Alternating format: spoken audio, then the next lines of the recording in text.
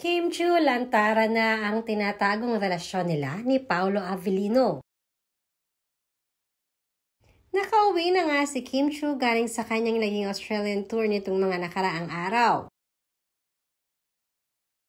Balik showtime na rin si Kim Chu kaya naman punong-puno na naman ang katatawanan at kaguluhan ang nasabing show.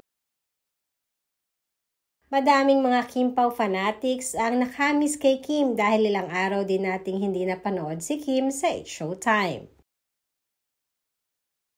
At ngayon naman ay quality time si Kim sa kanyang mga kapatid na umuwi ng Pinas para makasama si Kim Chu. Last week pa nang dumating sa Pilipinas ang mga kapatid ni Kim, subalit dahil may mga trabaho pa si Kim sa Australia ay hinintay na lamang muna nilang matapos ito. Nauna na ding naipost ito ni Kim sa kanyang mga social media account na nami-miss na niya ang kanyang mga kapatid at sinabi pa nito na see you soon.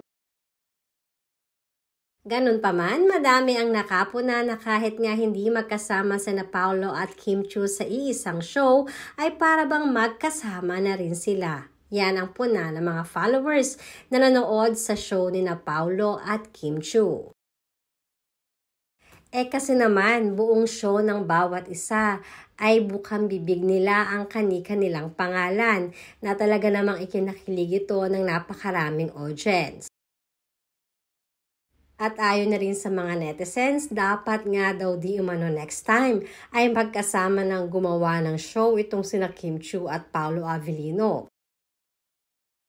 Sa isang post naman ni Kim sa kanyang social media account ay ibinida naman ito na para bang pa-blurry item ang isang lalaki na nakatalikod at ang favorite food niya na halo-halo.